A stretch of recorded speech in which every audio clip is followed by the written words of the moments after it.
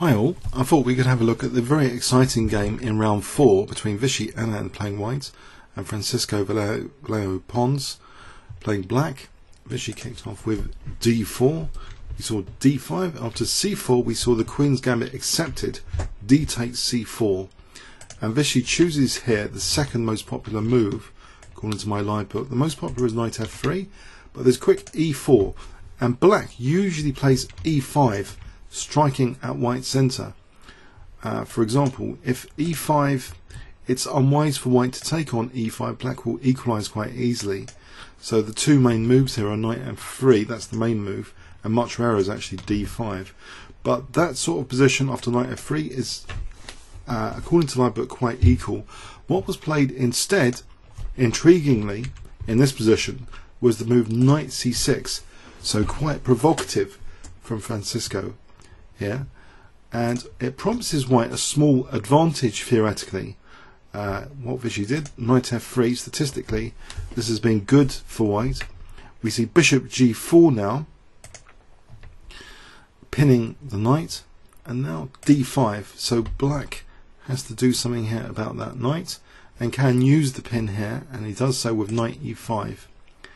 Now we see bishop f4, and it will be quite welcoming, white is welcoming rather, knight takes f3 here. This would be good for white. This wasn't played. If this position, white enjoys potentially good pressure on that g file, and also with queen b3 for example targeting b7, black could be set up very passively here. That c7 pawn looks like a liability on the c file eventually when white gets the bits out. So basically here, after bishop f4, the knight actually retreated, and Vishy actually put the bishop on e3. This might be slightly more accurate actually than playing bishop g3. On bishop e3, it's very, very interesting on both sides of the board, putting pressure on both sides of the board. So bishop e3, okay, and now we see e5. So you see already that one advantage is that the bishop can't go to c5 that easily with the bishop on e3. We see bishop takes c4, so getting the pawn back. Knight f6, knight c3, a6, and now we see bishop e2 unpinning the knight, bishop d6. And white has a small advantage and doesn't mind exchanging off the light square bishop, so knight d2. This is a common theme in a lot of Vishy's play. To get rid of the light square bishops means a slight weakening of these light squares later. Okay, so black does take on e2. If he doesn't, he's losing time. If he goes back to d7, this is still very, very pleasant for white here. So bishops exchanged, queen takes e2, now both sides castled, queen e7, and here it looks as though black's got a good grip on that e5 square, and I believe this kind of rules out any plan involving the rook to play a later f4, because as soon as white does that, black can hold that e5 square quite comfortably. Instead, this signifies a different sort of plan, rook fd1, as though knight c4 later and trying to maybe support this pawn later. We see rook ac8 as though black is actually keen for c6, and this might seem a little bit strange given the rook here. It might help justify that rook if there's ever c6. This is something intriguing about this game here. Any knight move to attack the queen could have, if it was a knight move instead, the queen could have just gone here quite comfortably, and this is fine for white. g5 is a bit outrageous, the engine's suggesting it, but it's okay for white. There's no major thing going on here. Okay, so we see rook ac8, this plan of involving c6. It's interesting. g3 actually preventing that knight f4 now, in case that was potentially useful. So black's options are kind of restricted here, and white could just build up a very nice position after rook ac1, and maybe try and play for a3, b4, and maybe even knight maneuver like this is on the cards. Black plays h6, and we do see rook ac1. Okay, and there's also ideas of knight c4 taking that off potentially. So black plays now this move c6, a very, very interesting move given that the rook's on d1, and Vishy now just plays knight c4, so threatening to get that seemingly useful bishop, and black doesn't seem to mind. If the bishop moves, that's going to be big trouble anyway. If the bishop moves, say, to b8, we just play d6. Ouch. So before going on, if there was any alternative to c6, just to show this position here, if black doesn't go for this plan, let's say black just waits around. Let's try and see what white can do here. Maybe knight b3, just aiming for knight a5 looks dangerous. If we just give some token moves, knight a5, you can see there's dangers building up on the queen side here. And even if that's protected, a3, and then maybe a plan of b4, and then we can use that c5 square soon. So things could, build up quite dangerously for black on the queen side. So I guess the need for doing something with c6 is evident from that. Knight c4, so c takes d5, knight takes d5, hitting the queen, knight takes d5, and now rook takes d5, keeping the pressure on that d file. So is this d file going to be significant here in this game? Okay, black now played bishop c5, and Vishy actually now takes control of that d file a bit more by doubling rooks here, rook cd1. So it's already uncomfortable to try and contest the d file. If rook fd8, for example, then bishop takes c5 is winning for white. So it's difficult to contest that file. We see bishop takes e3,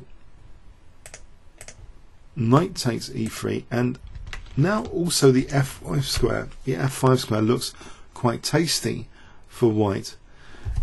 And white with that d file, this looks quite menacing already. If black tries to contest here, then it's quite dangerous after knight f5, queen f8. This position here is looking dangerous after rook d7. Difficult to see how this pressure can be neutralized that easily. Okay, so we actually see this move queen b4, looking at the e4 pawn. That's protected now. But also now, with this knight on f5, that g7 looks vulnerable to a plan like queen g4, h4, h5. And white really clearly, more clearly, has this whole d file, occupied basically. Very difficult to contest it now. If it was before, it's much more hard now. So rook c4 hitting e4. This is neatly protected with knight d6. The rook's been evicted here and goes to c6. This might be a slight inaccuracy. Maybe c7 was slightly better. a3, queen b3. Now rook 5 to d3, queen b6, knight f5. So basically the hassle factor of e4 has now gone, and white's ready to carry on this very easy, crude plan of queen g4 and coming out with an attack like this just to go for g7. And there's also, of course, knight e7 check here to look forward to if the knight moves. So black is in a bad state here, with white clearly possessing that d file and the attacking prospects with the knight on f5. A beautiful position actually if you look at this here, lacking in counterplay for black. We see rook e8, and now rook on 7th, usually pretty dangerous. And in fact f7 is the first exploitable target you can imagine after queen f3, just looking at f7. So black seeks to protect f7 here with rook f6. It looks very awkward indeed, this rook f6. But what else here? If knight f8, then knight e7 check is good. In this position, knight takes c6, here rook takes this kind of position, f7 drops, so that's not particularly appetizing. It's difficult to defend really. If rook f8, just to see the difficulties, then here h4 is a very, very serious threat of h5. What does black do? If rook c7, h5 is strong. So he takes, the knight moves to h8, and rook d6 is strong here, hitting the queen, and the attack rages on the queen side, on the king side rather, with queen g4. And this is very bad for black. If black is forced to do something like this, rook takes h6, well, is even possible. Tactics like this, look at the knight on h8, if takes, knight e7 checkmate. So these sort of tactics are all made possible with that horrendous knight on f5 in this position. So very, very dangerous position indeed after this rook d7. So this awkward rook f6 seemed prompted. We see queen g4, so now seriously h4, h5. I mean, although it looks so simple, so straightforward, what does black do about it? White actually possesses the d file, so you can't argue that it's anti-positional. It's an attack totally justified by white's domination here of the position. The knight on f5, the d file domination. We see queen c6. Not sure what to suggest for black really. It's a very difficult position. h4.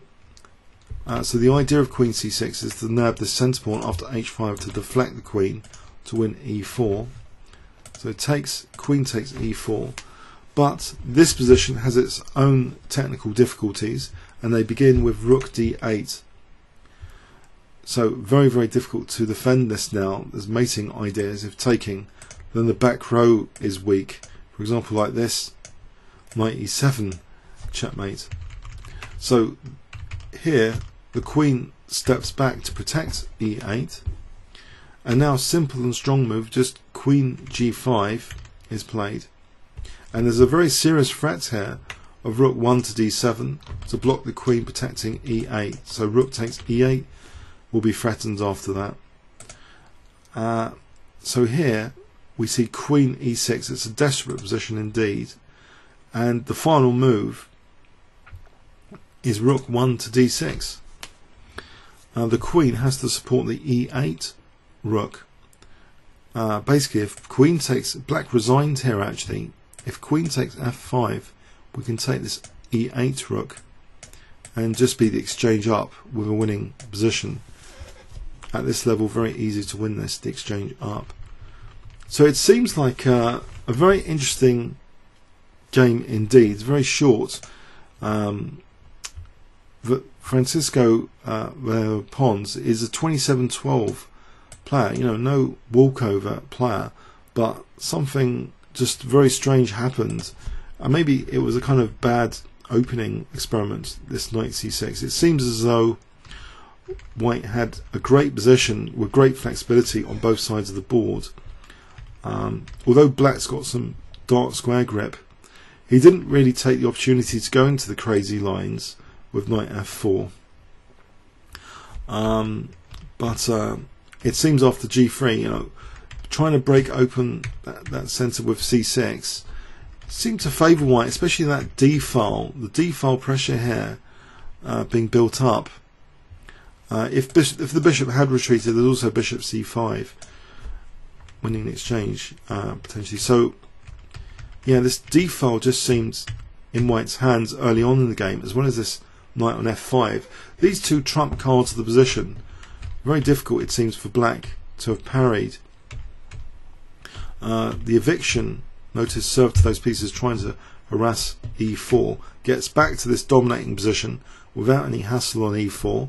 And in fact, the only thing that black conceived of really later was to again target e4 just for a moment with this tactical h5.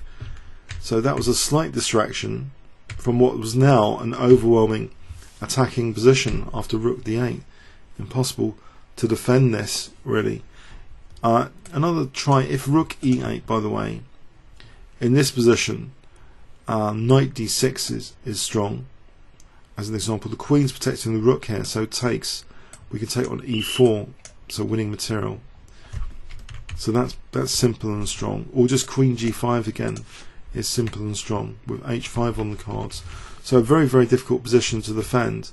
It seems, you know, Vishy made this game look quite easy, but really, you know, it stemmed from great positional trump cards, which maybe stemmed from slightly dubious opening choice by Francisco on this occasion. Okay, comments or questions on YouTube? Thanks very much.